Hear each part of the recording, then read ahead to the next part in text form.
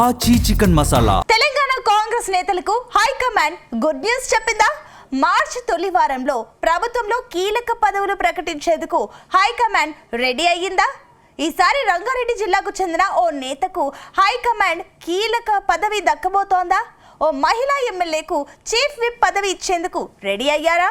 Congress party నుంచి ఈ పదవుల రేసులో ఉన్న నేతలు ఎవరు?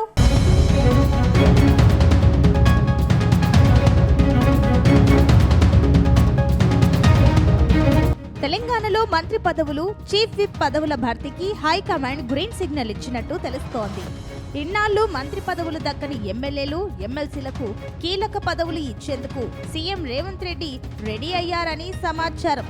మార్చి 16 నుంచి బడ్జెట్ సమావేశాలు ప్రారంభం కానున్న నేపథ్యంలోనే ఆలోపే అన్ని పదవులు భర్తీ చేసే యోచనలో పార్టీ పెద్దలు ఉన్నట్టు తెలుస్తోంది. ఒకేసారి అన్ని పదవులను భర్తీ చేయడం ద్వారా ప్రతిపక్షాలకు ధీటుగా ఎదుర్కోవచ్చనే భావనలో సీఎం రేవంత్ రెడ్డి ఉన్నట్టు సమాచారం. రాష్ట్రంలో కాంగ్రెస్ ప్రభుత్వం ఏర్పడి దాదాపు 26 నెలలు అవుతోంది.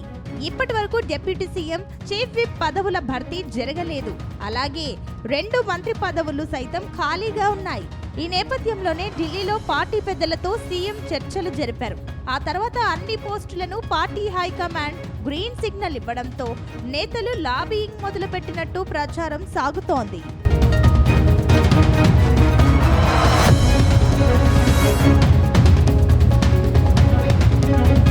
ఈసారి ప్రభుత్వ చీఫ్ విప్ పదవుల భర్తీపై CM Revanth Reddy, TPCC chief సమాలోచనలు చేసినట్టు తెలుస్తోంది.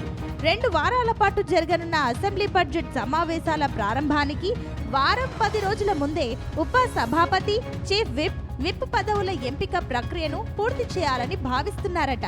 దీనికి తోడు అసెంబ్లీ బడ్జెట్ సమావేశాలు కీలకం కావడంతో అసెంబ్లీలో ముఖ్యమైన ఖాళీలను భర్తీ చేసేలా చర్యలు తీసుకోవాలని సీఎం రేవంత్ రెడ్డి భావిస్తున్నట్టు సమాచారం.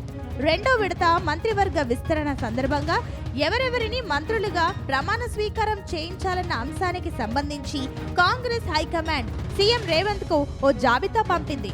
ఆ జాబితాలోనే ఉప సభాపతిగా మహబూబాబాద్ జిల్లా డోర్నకల్ ఎమ్మెల్యే రామచంద్రు నాయక్ పేరును ఖరారు చేశారు. ఆ తర్వాత 3 దఫాల అసెంబ్లీ సమావేశాలు జరిగినా ఉప సభాపతి ఎన్నిక చేపట్టకపోవడంతో అనేక అనుమానాలు వ్యక్తమయ్యాయి. రామచంద్ర నాయక్ కాకుండా మరో ఎమ్మెల్యేని ఉప సభాపతిగా ఎంపిక చేయవచ్చని ప్రచారం కూడా కాంగ్రెస్ పార్టీ వర్గాల్లో జరుగుతోంది.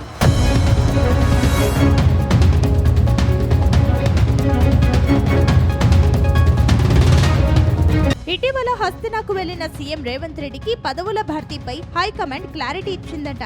అందుకే ఈ వారం 10 రోజుల్లో పదవుల భర్తీ జరిగే అవకాశం ఉందని ప్రచారం సాగుతోంది.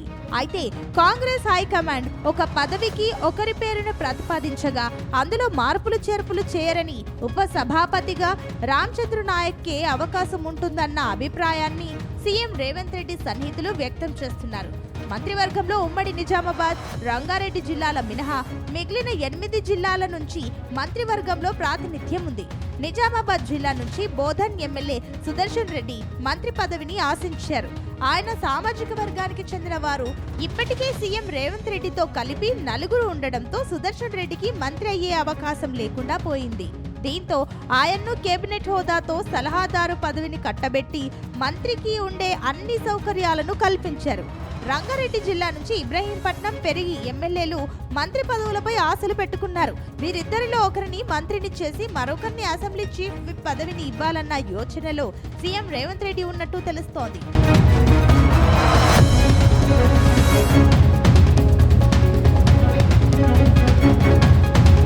మరోవైపు విప్ పదవులు ఎవరికి దక్కుతాయనే దానిపై సస్పెన్స్ నడుస్తోంది.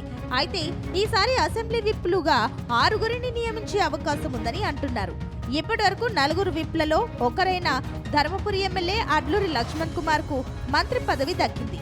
ఇంకొక విప్ రామచంద్ర నాయక్ కు డిప్యూటీ స్పీకర్ పదవి దక్కుతుందని ప్రచారం సాగుతోంది.